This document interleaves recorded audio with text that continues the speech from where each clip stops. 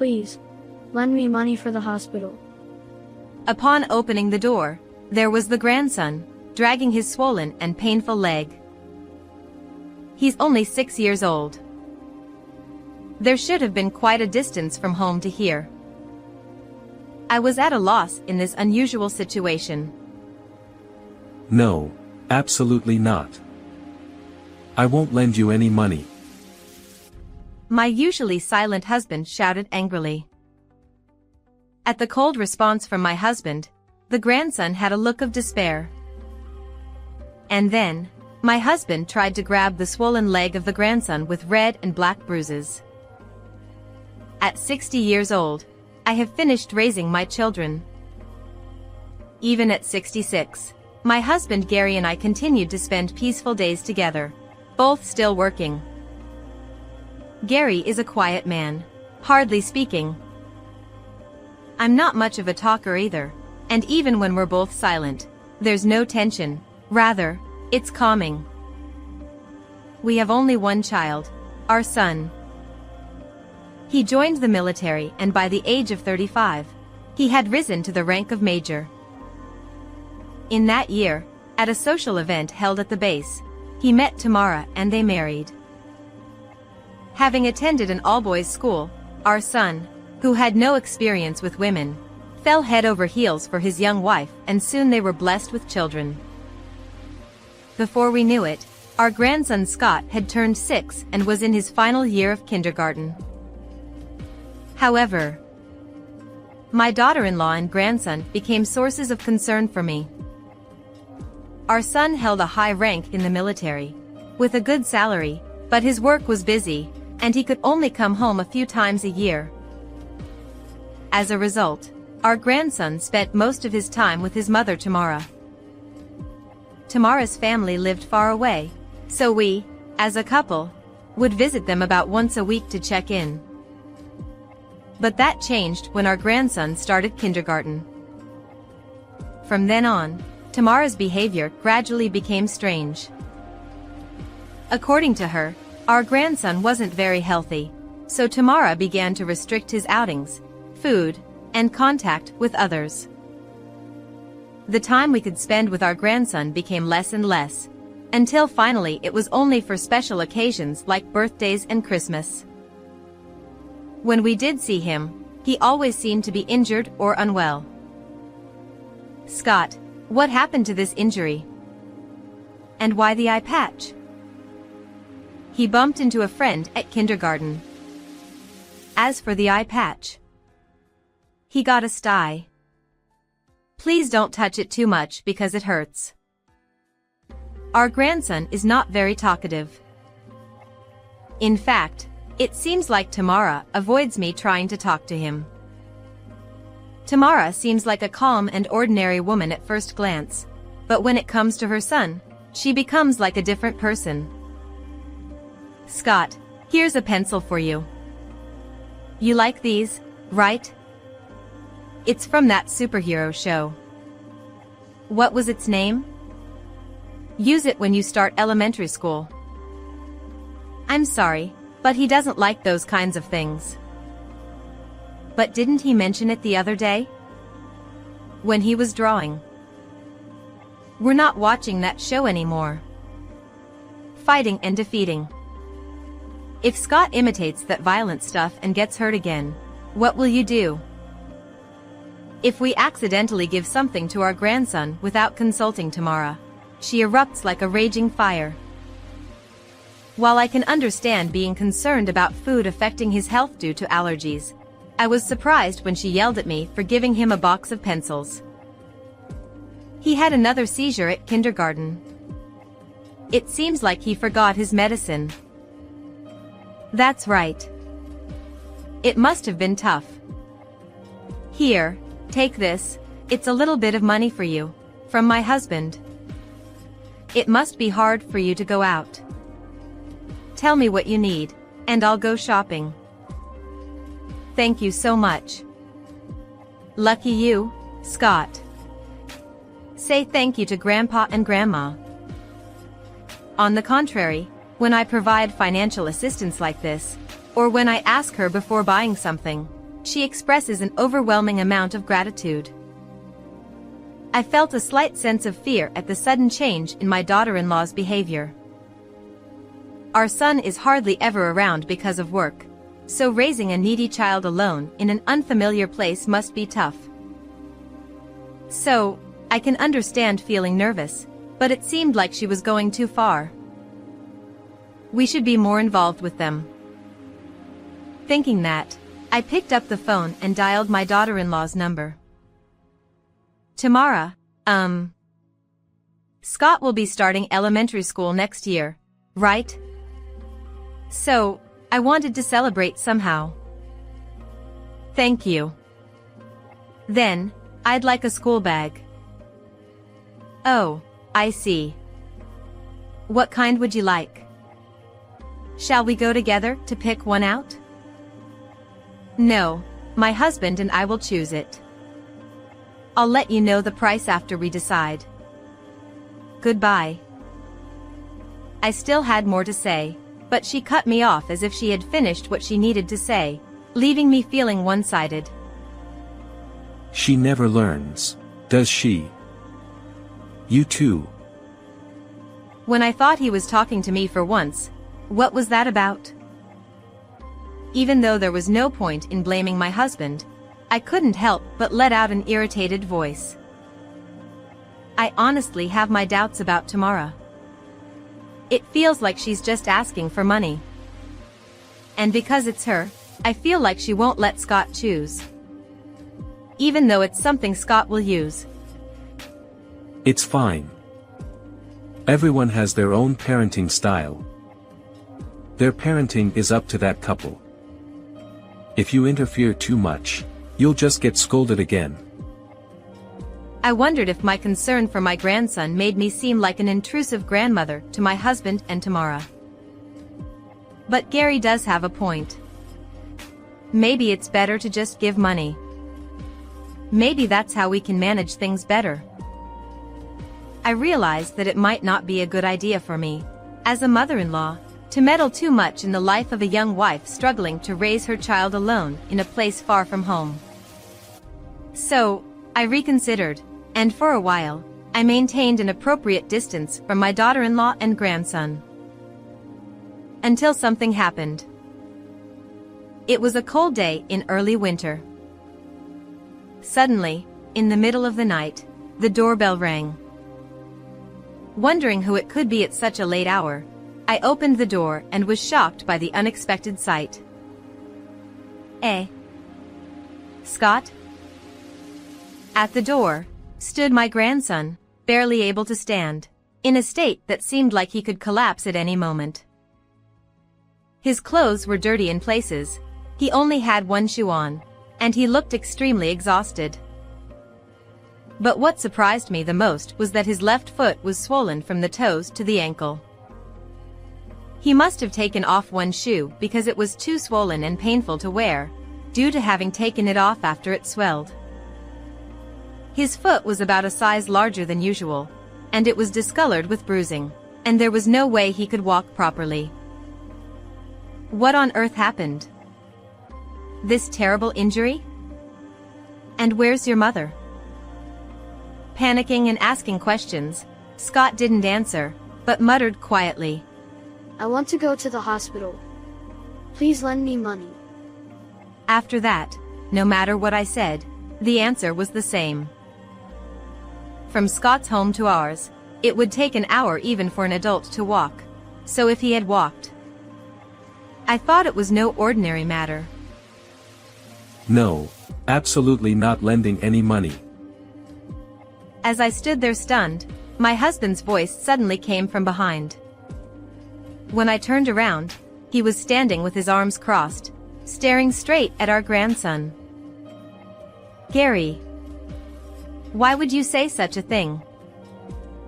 At my husband's callous response, our grandson's face fell into despair, almost on the verge of tears. If you have time to panic, why don't you hurry up and let him come in? With those words, my husband swiftly picked up our grandson and took him into the house. Our grandson, who had never seen Gary raise his voice before, seemed frightened and started crying loudly. Be quiet. Then, to my shock, my husband, in a fit of anger, tried to hold down our crying grandson and grab his swollen foot. Gary, please don't be rough. He's still a child. It's different from dealing with adults. Bring some ice water. And get some tape. After providing immediate first aid to our grandson, we rushed to the emergency room. As it turns out, my husband is a judo therapist, and we run our own chiropractic clinic. According to him, it was immediately apparent that our grandson had a fracture even without an examination. When we got x-rays at the hospital, sure enough, our grandson's foot was fractured. Perhaps due to continuing to walk even after the fracture, the symptoms are quite severe. There may be lingering effects. When the doctor told us that, I couldn't help but gasp and cover my mouth. Our grandson had to be hospitalized for treatment. With so much shocking events happening at once, my head felt like it was about to explode, but I couldn't afford to just remain confused. Waiting for Scott to calm down with the pain reliever taking effect, I tried to look as calm as possible while watching over him. Why did you come alone late at night? When did you get hurt? However, my grandson, who doesn't talk much to begin with, seemed too shocked to respond. Let's contact his mother for now. In my panic, I had completely forgotten the priority, and my husband's words snapped me back to reality. I completely forgot to contact Tamara. But when my husband reached for his phone, our usually silent grandson suddenly grabbed his hand, trying to stop him from contacting his mother. Don't tell Mom. With a voice louder than I had ever heard from him, Scott began to plead. Something seemed off about my grandson. Without a word, both my husband and I sensed it instantly. All right. Let's do as Scott says. So, can you talk to Grandma and Grandpa? With a gentle voice, finally, my grandson opened up. I had a fight with Mom. She got angry and pushed me down the stairs. Eh? Tamara did that. Then what happened? My foot started getting really red and painful, but Mom fell asleep, so I ran away. I wanted to go to the hospital alone, but I didn't have any money. I was so shocked that I couldn't even speak. At the same time, suspicion towards Tamara welled up within me. Moreover, as my grandson spoke, he hunched over and trembled slightly. This fear. I don't think he's lying. After discussing with my husband, we decided not to contact Tamara ourselves. If what my grandson said was true, we couldn't send him back to his mother. However, at that moment, I still felt a sense of guilt. Was it okay to blindly believe the words of a 6-year-old and separate him from his mother? Could Tamara, who cherished her child so much, really have caused this child harm? Various questions swirled in my mind as I spent a sleepless night feeling uneasy. Eventually, Tamara contacted us the next morning. She must have noticed that her child was missing. Tamara's voice over the phone sounded very frantic. He's not here. I simply relayed that message and ended the call. I tried to be careful with my words, but since I wasn't accustomed to lying, I might have seemed suspicious. As a precaution, I also asked the hospital staff not to allow anyone other than my husband and me to visit. I'm glad we prohibited visits. Was it really the right thing to do?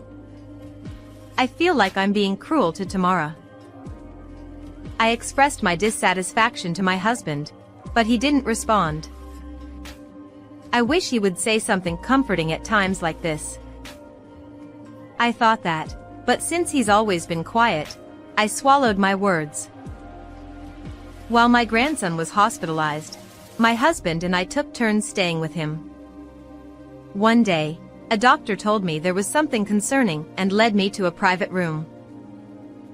It was a confirmation about whether my grandson had multiple asthma attacks and allergies, as I had heard from my daughter-in-law, but for some reason, the doctor asked for further tests. Upon learning the results of the tests, my feelings of guilt disappeared instantly. At the same time, my desire to protect my grandson turned into conviction. Then, the police came to our house. Tamara's son was missing, and she reported us as suspects. We agreed to accompany them voluntarily and explained the situation to the police. After answering their questions and providing explanations, they quickly let us go home. Then, Tamara kept contacting us incessantly, demanding her son back. For some reason, she seemed convinced that we were involved. Since we didn't want the police to storm our house before we were prepared, we ignored Tamara's calls for a few days and stayed elsewhere. During this time, we consulted with certain individuals and cooperated with gathering evidence. Once we were prepared, I called Tamara. "If you're willing to admit what you've done and make amends, come to our house." "So, it was you who took my son away. I'll never forgive you." After hanging up abruptly, she immediately came to our house. "Where's Scott? Give me back my son." As soon as she arrived home, Tamara began shouting furiously. She seemed surprised for a moment when she saw her parents at our house, thinking it was just my husband and me. "Why are my parents here? What's going on?" When I told them about what you did to Scott, they came.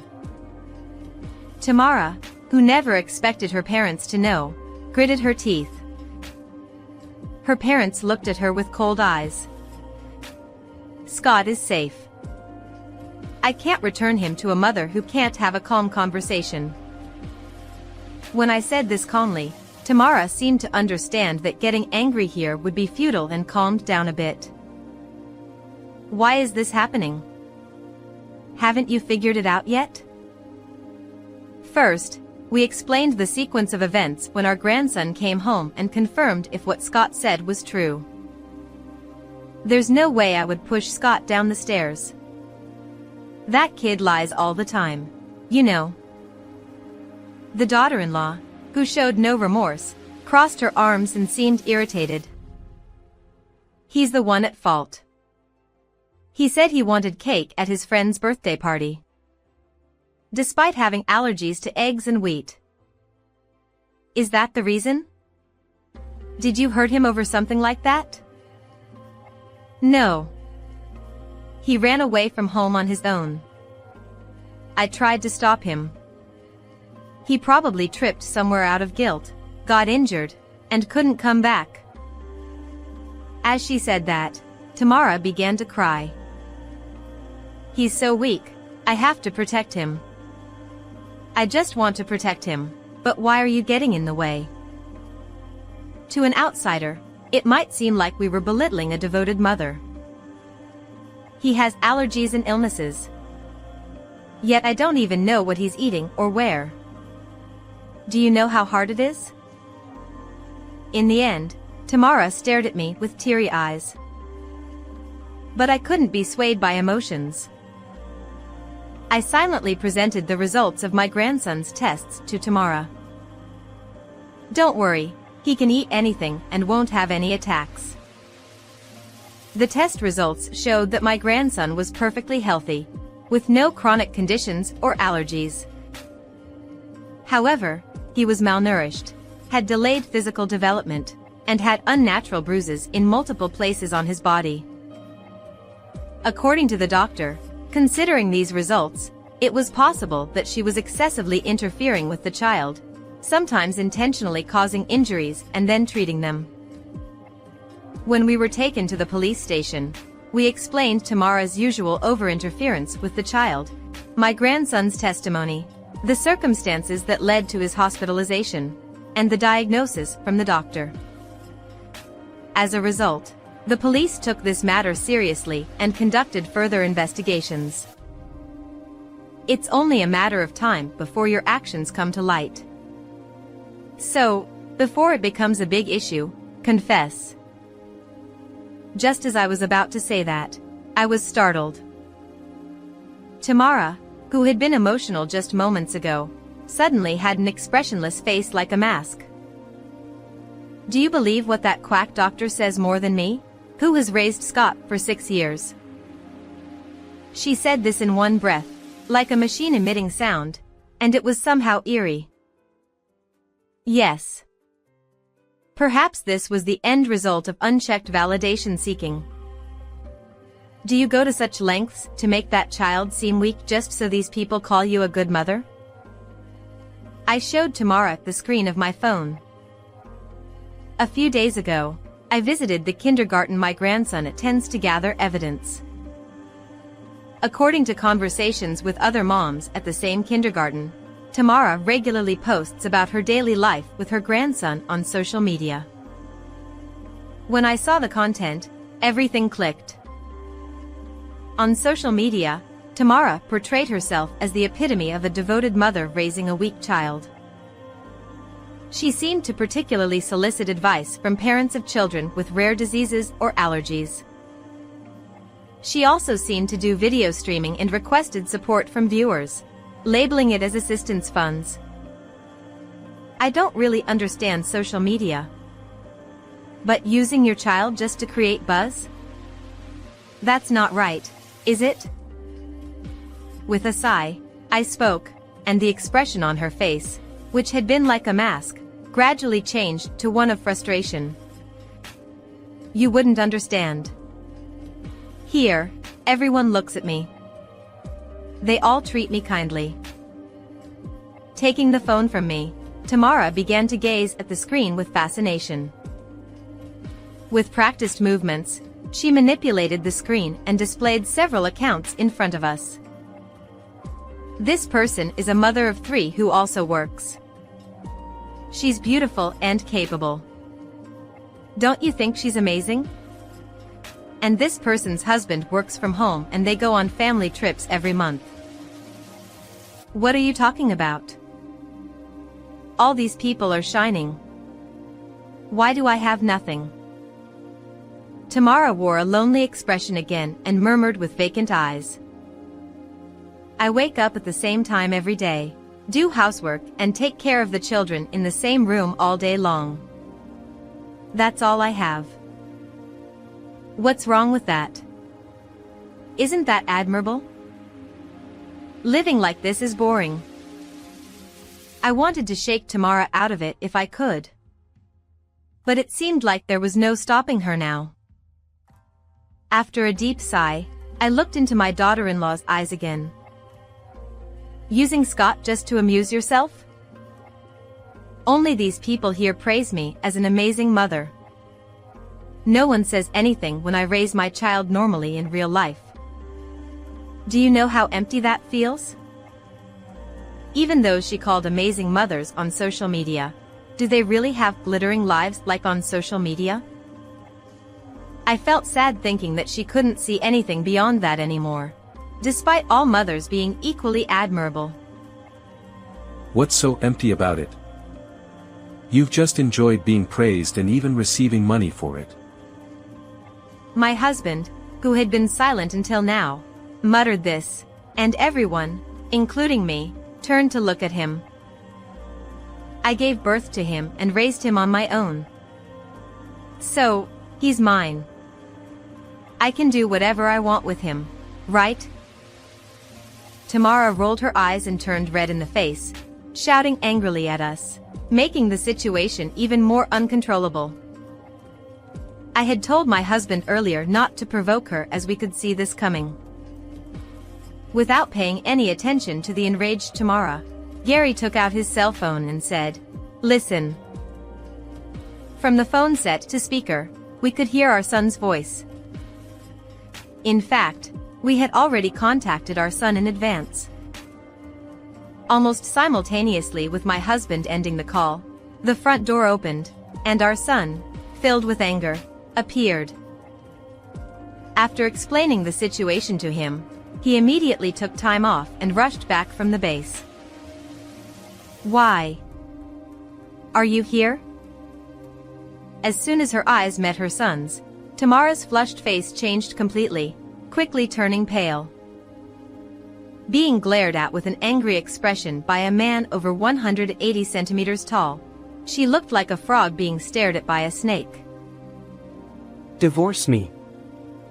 I'll also claim custody and compensation, he declared, and both my husband and I felt relieved to hear that. Though normally very lenient with Tamara, our son had decided to be resolute this time for the sake of his beloved Scott. No way. Why now, when everything was going well until now? New. Perhaps realizing that she couldn't escape the worst outcome, Tamara started crying, flailing her arms and legs literally like a child. Seeing a grown adult wailing like that was truly unbearable. I didn't say it out loud, but feeling helpless, I gave a subtle nod to her parents. In response to my signal, her parents quickly called the police for us.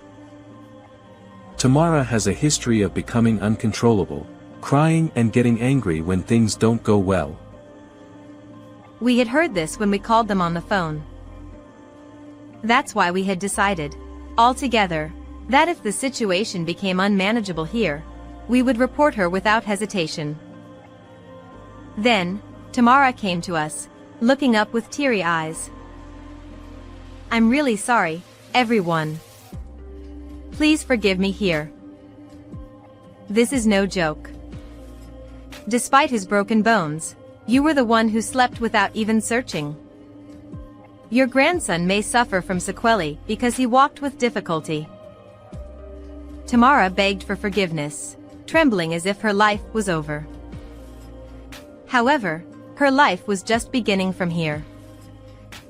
She had begged her parents and even her son, but there was no one to save her. "Listen. Promise that you'll never go near Scott again." Refusing to nod, Tamara was held by arriving police officers. "Devil. Monster. Let me go." In the end, Tamara only shouted grievances against us, without a single word of apology or reflection towards the child. It's truly astonishing that you wouldn't even ask about Scott's injuries. You should keenly feel the weight of your own sins. As I said this to her back, she didn't even turn around, and Tamara was taken away in a police car. Afterward, Tamara was arrested for assaulting Scott, her son. According to what I heard from her parents, this wasn't the first time she had become a problem for the police. They seem to have given up on Tamara after this incident, and now she has sold her parents' house and is living with her siblings. Rumors about Tamara spread quickly among the mom circles, and her carefully curated social media accounts were eventually deleted by the platform administrators. Even though everything disappeared so easily, why would someone cling to social media to the extent of losing family and trust? I don't understand. Our son successfully divorced Tamara and obtained custody. He's still busy as usual, so Scott stays with us while our son is away.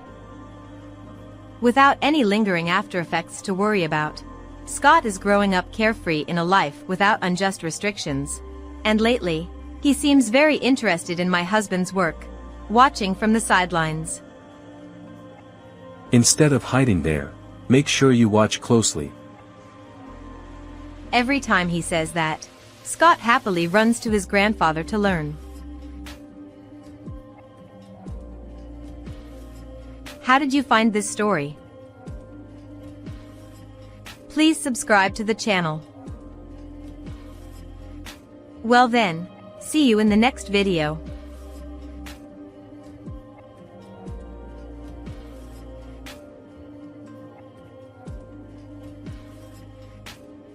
4 days after I was hospitalized from a car accident. Karen, my daughter, visits me almost every day after school. Hey Karen, did you tell your dad about me properly? Yeah. I told him. Hasn't he come to visit you? Despite his wife being hospitalized, Toby, my husband, hasn't visited even once. I felt a bit saddened by his coldness. 2 days later, when Karen was visiting because she had no school. Poor thing. You were in an accident, right? Suddenly, my best friend Naomi walked into the hospital room.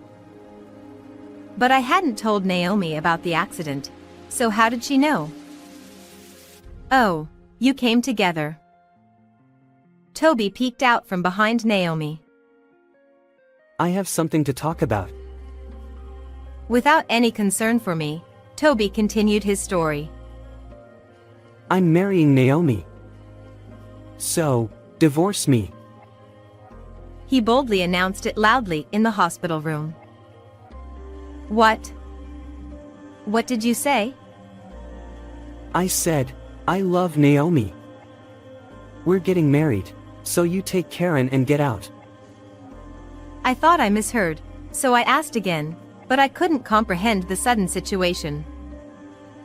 Naomi, what is this about? It means exactly what it sounds like. I love Toby. Will you give him to me? Naomi's expression was serious. Is it possible for someone to make such a selfish request? Ignoring the two passionate visitors, my daughter burst into laughter. What? You two can't get married. Because? What Karen said was quite unexpected. I, Chris Haddison, enjoy watching slightly complex love dramas in between work and house chores.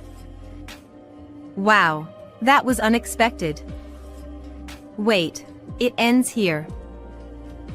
I often find myself exclaiming out loud at the twists in the drama I watch alone. I live a simple life with my husband and daughter, and have a good relationship with my in-laws who live nearby.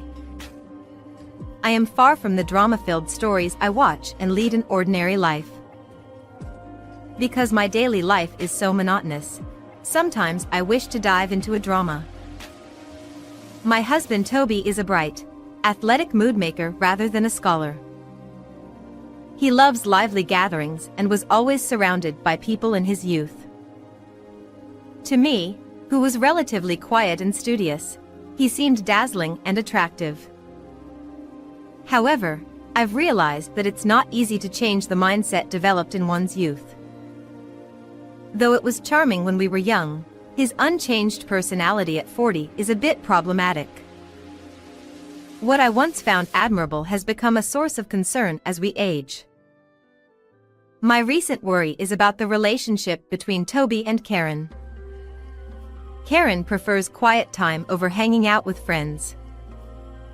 She doesn't dress flashily, excels in her studies, and always ranks high in her class.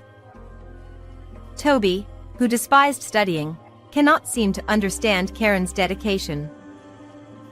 It would be fine if he kept it to himself, but he can't help imposing his views. You're always cooped up in your room studying. Girls don't need to study to live. Instead of wasting time on studying, why not learn some charm? He says this loudly enough for Karen to hear while she's studying. Dad, people don't think that way anymore. Without studying, I can't get the job I want. It's my freedom to choose whether I study or not. Despite Karen's rebuttal, Toby always comments whenever he sees her studying. Hey Toby, why don't you stop interrupting Karen's studies? She's doing great. I made friends and got a job without studying. Playing with friends is more fun and you'll never regret it. Toby, indulging in his nostalgic fun, doesn't listen. Karen is getting fed up with Toby's constant interference. Mom, How long will Dad keep saying such things? I can't concentrate even if I want to study. Sorry, I tell him not to disturb you, but he just doesn't listen no matter how many times I say studying is important. As a result, Toby and Karen clash often, and I have to mediate every time. Toby's interference doesn't stop with Karen herself. Listen, Karen's planning to go to college. A girl doesn't need to study.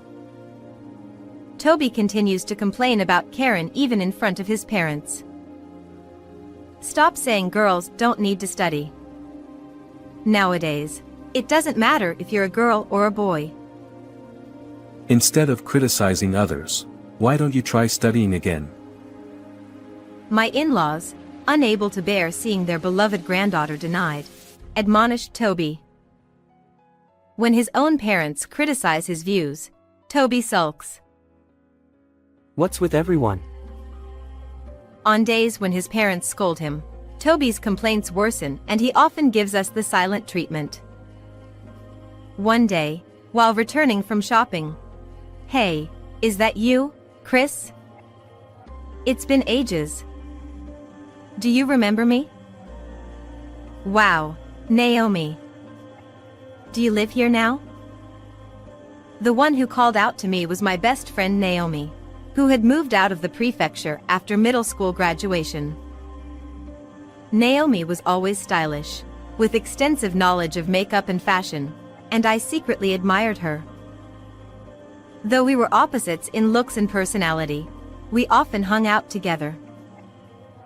I used to teach Naomi, who was bad at studying, in exchange for fashion tips. After she moved, we kept in touch through letters, but as we got busier with our social lives, the letters dwindled. It was really a long-awaited reunion. Yeah, I got married and had a child over there, but due to some issues, I'm back here now. That must have been tough. It was. My husband cheated on me. Oh, can I visit your place sometime? I'd love to catch up. Sure, come over. I'd love to chat. Thus, Naomi and I rekindled our friendship and started visiting each other's families. Toby and Naomi, both lively and sociable, quickly hit it off and became close. Whenever Naomi visited, they had animated conversations, as if they had been friends forever. Naomi's daughter, like her, cared about fashion and was around Karen's age. Every time Naomi and her daughter visited, Karen tried to be friendly but didn't seem to get along well. She said it's unthinkable not to be into fashion or romance and called my look plain. She's younger than me but acts superior. Karen, frustrated, would vent to me after they left. Everyone has their own thing, so don't worry. You're fine as you are. I tried to comfort her, but Naomi's daughter continued to pick on Karen. As Naomi and Toby grew closer, Naomi's daughter also got attached to Toby, and he enjoyed it. Naomi's having trouble with her lights. I'm going to check it out on my next day off. It must be hard for her as a single mother. Toby, pitying the single mother household, often helped out at Naomi's place. Toby is so capable and fast. I'll keep asking him for help. Naomi praised Toby in front of me, flattering him. Toby, flattered, became more enamored with Naomi and her family. Naomi started visiting less frequently, while Toby was often away helping her. Dad is visiting Naomi's place too much. Is she really asking for that much help? I don't think Naomi is helpless. Being a single mother is tough. I have to help her. Toby's focus on Naomi's household made both Karen and me increasingly unhappy. Even when I hinted at our discontent, Toby showed no signs of changing. When I went to Naomi's house 3 days in a row, even Karen and I couldn't overlook it. I want you to value our family a bit more. Naomi is just a friend, you know? I just don't understand Dad's thinking. Then Toby, with a sigh, said, I wish Naomi and her family were my real family instead of you boring people. I never expected to hear such words. I was so taken aback that I couldn't respond. The only thing that happened was my affection for Toby gradually faded away. After that incident, the atmosphere at home completely chilled. There was little conversation between the couple, just the bare minimum. Toby and Karen seemed even more distant than before. It's no wonder things turned out this way. I thought to myself, as long as we can live without any issues, that's enough. With that in mind, I went out shopping. It was when I was on my way back, riding my bicycle, that it happened. Suddenly, there was a loud impact and the sound of brakes. When I came to, I was lying on the ground. There was some commotion around me. I opened my eyes gently, but it took some time to grasp the situation. My bicycle had been flung far away, and the items I bought were scattered everywhere. Oh, I've had an accident. Right after thinking that, pain shot through my entire body. I could hear the siren of an ambulance in the distance. Enduring the pain, I waited patiently for the ambulance to arrive.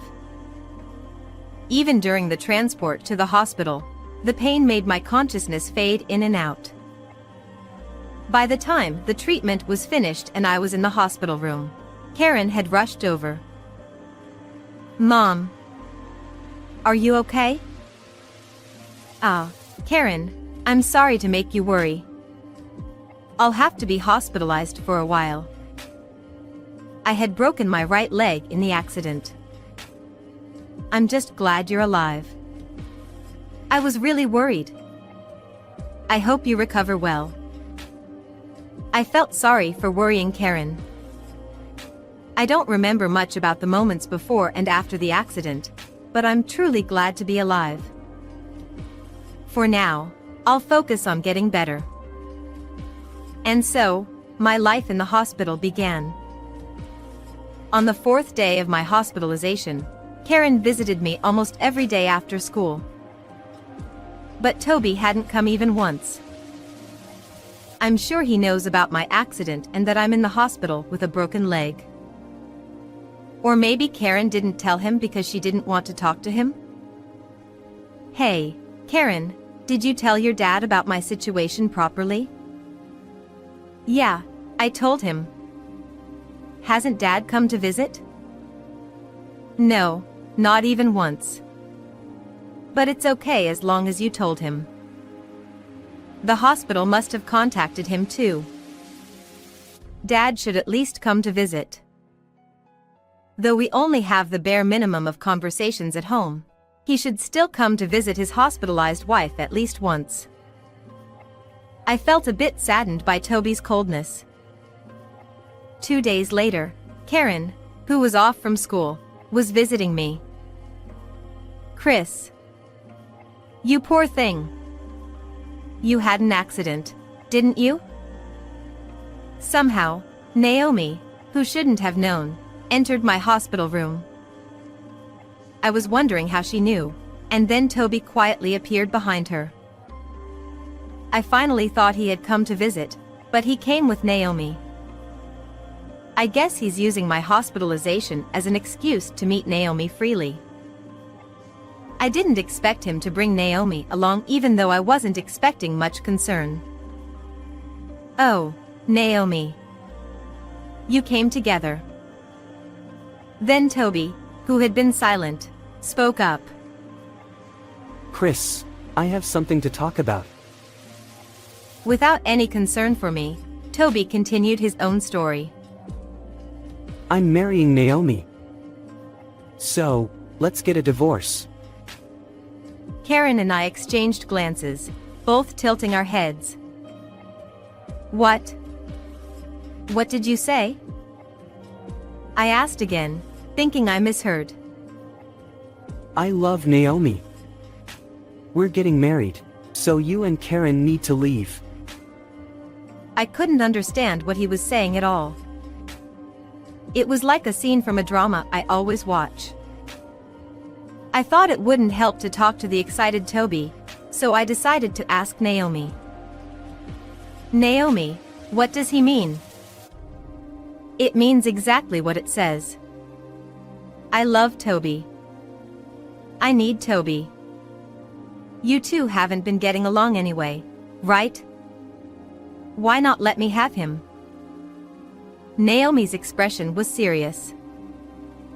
Is there such a selfish thing? Of all people, my husband. A real friend wouldn't do this. You're the only one who thought of her as a friend. What do you mean? Hey, Naomi. After Toby called out, Naomi started to speak. Chris, you've always been plain. From the start, you and I were mismatched. But you were smart, so I stayed close to you because it was convenient. Thanks to you, I aced those tests back then. Naomi had only seen me as a convenient tool, and I was the only one who thought of her as a friend. Feeling pleased with herself, Naomi continued. Toby and I get along, and he seems happier with me. I think I'm more suited to be his wife. Naomi said this with a sly smile and then whispered in my ear. And it seems like he has a lot of money too. Apparently, Naomi was attracted by Toby's good salary and pretended to be troubled to start an affair. She intended to kick Karen and me out and take my place. Toby seemed to have genuinely fallen for Naomi's seduction. With my hospitalization, they saw it as the perfect chance to push for a divorce while I couldn't move. I almost sighed at their reckless actions. I can't believe something like this is happening to me. Naomi and Toby, with triumphant expressions, waiting for me to surrender. While watching the two of them getting carried away, I was thinking about what to do. Then Karen, who had been silent all this time, started laughing. What? You two can't get married. Did you know, Dad? Karen's words were surprising. Naomi is in the middle of a divorce mediation because of her own affair. She's being demanded a lot of alimony. When we reconnected, Naomi had said her husband had cheated on her, but that was a complete lie. It was actually Naomi's affair that led to her being told to separate, and she was now in the middle of divorce mediation. And during this mediation, she was looking for her next financial base and found Toby. Naomi planned to divorce her husband and wait for 6 months to remarry, ensuring Toby would marry her. Moreover, she intended to use Toby's money to pay the alimony to her husband and her affair partner's wife by controlling the household finances after remarrying. That's not true. I really love Toby. Naomi raised her voice.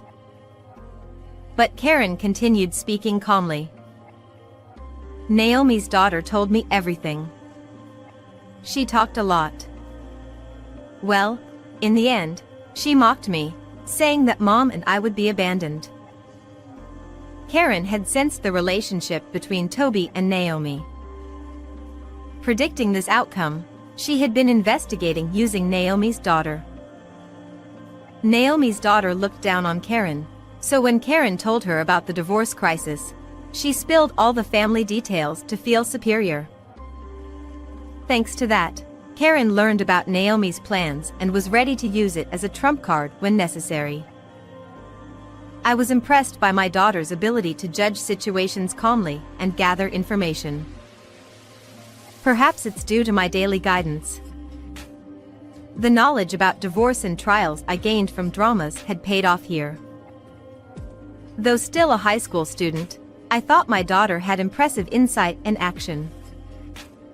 Realizing her plan had been exposed, Naomi frantically called her daughter. "What are you blabbing about? You've ruined my plan. I'm broke now. I had finally found a good money source." Naomi began arguing with her daughter over the phone. Hearing this, Toby finally realized he had been seduced for his money. What? He was stunned and couldn't find words. Moreover, Naomi had chosen Toby because she thought he was the president and thus very wealthy. In reality, Toby only worked at his in-laws' company, but he had pretended to be the president to impress Naomi. Toby's usual flamboyance and vanity had backfired. I couldn't help but laugh at the absurdity. Having realized Naomi's plan and true intentions, Toby panicked. I'm sorry. Chris. Please take back what I said earlier. What did you say earlier? Karen's calm question made Toby flustered. I didn't mean the divorce. It was just a spur-of-the-moment thing. Looking down, Toby glanced at me, who was silently listening. Chris. Are you listening? Yes, I can hear you clearly. Even if he was deceived, I can't forgive Toby for cheating with Naomi. If Toby had any sense, this wouldn't have happened. Karen and I both felt the same about not being able to forgive Toby. Toby, seeing that we weren't saying anything, finally spoke up. But you two can't live without my income, right? It would be tough if we got divorced. He showed regret for just a moment, then quickly started threatening us with how difficult life would be without his income. Toby seemed to think that Karen and I couldn't manage without him. We can live just fine without you, Toby. As you said, let's get divorced. And I'll make sure to inform your parents about everything that's happened. No, please don't tell them. I'm begging you, don't. It doesn't change what happened. For now, I sent him home and sighed deeply in the hospital room. I wondered how the protagonist of a drama would handle this situation. But deep down, I already knew my answer. First, I needed to heal my leg. After a few days, thanks to rehab, I got good at using crutches. At home, I still had to use crutches, but I managed my daily life without much trouble. Even after I was discharged, Toby kept asking me to reconsider the divorce. But I remained silent, and Karen blamed him every time she saw him. Toby started feeling uncomfortable at home and began living in a hotel. A few days later, my in-laws came to visit after hearing about my discharge. Chris, you must have had a hard time. Are you okay? I brought some frozen meals to help. She was very considerate of my health. By the way, Toby took a day off work yesterday. Is he not feeling well? Well, he's actually living in a hotel now. The thing is, I explained everything to my in-laws, from Toby and Naomi's meeting to their affair. He cheated on me with my friend and then came to the hospital with her to ask for a divorce. They said they wanted Karen and me to move out so they could live here together. Is that true? What's he thinking? There's more. I explained that Naomi was in the middle of a divorce settlement and burdened with alimony debt, and that she intended to remarry Toby to use his money to cover it. To begin with, I think it was wrong for Toby to boast about being the company president. He said he was the CEO. That's ridiculous. I can't believe he tried to abandon you and Karen. We need to talk to him. Yeah, we need to set him straight. Later, we called Toby to my in-laws' house for a discussion. So, you cheated? Toby looked ashamed and remained silent. You not only cheated but also tried to kick out Chris and Karen. What's wrong with you? How could you try to abandon your wife and child? Finally, Toby spoke up. It's not like that. I was deceived. He claimed he was manipulated into wanting a divorce. If I had known she was after money, I wouldn't have done it. It's all because Chris reconnected with her. Toby tried to shift the blame. Seeing his lack of remorse, my father-in-law's face turned stern. Are you saying it's not your fault? Cheating is cheating. And you lied about being the CEO. I thought you might take over one day, but I can't trust you now. You're fired. My father-in-law was furious and announced Toby's disownment. My mother-in-law looked disgusted. I'm so disappointed in you, Toby. I'm sorry. Don't apologize to me. Apologize to Chris. Chris, I'm really sorry. Please, give me another chance. Seeing him about to be disowned, I felt a bit sorry for him. If I left him too, he'd be all alone. But my mother-in-law's words gave me the resolve I needed. Chris, do what you think is best. We're on your side. Her words solidified my decision. Let's get divorced. We can't go back to how things were. Please, reconsider. No, I've decided. I will make sure to get alimony and child support. How did it come to this? And so, we proceeded with the divorce. A few days later, I got a call from Naomi. Hey. My husband found out everything. Now I have to pay even more. This is unbelievable. During her divorce settlement, Naomi's husband found out about her affair with Toby and increased her alimony. He also sued Toby for compensation. Toby ended up losing most of his assets to alimony and child support. The scandal quickly spread in our small town, and Naomi found it hard to live there. She moved to a nearby town but struggled with her new, poorer lifestyle.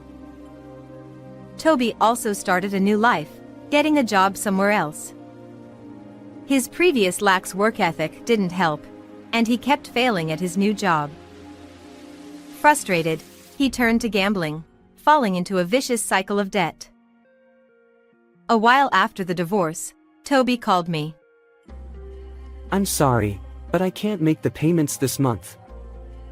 I'm short on money. He sounded weak. I felt sorry but didn't know how to help. I heard from my in-laws that Toby had also asked them for money. Dad, can you lend me some money? I'm really struggling. With growing debts and no way out, Toby was desperate. But both my in-laws and I refused to help. I hoped he would eventually get out of gambling and pay off his debts steadily. Meanwhile, Karen and I continued to have a good relationship with my in-laws. They might have felt guilty for Toby's actions, but their kindness was a great comfort. Karen kept studying hard and got into her dream university. With my income and help from my in-laws, she thrived in college and is on her way to becoming a researcher.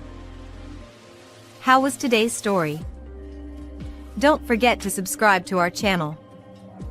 See you in the next video.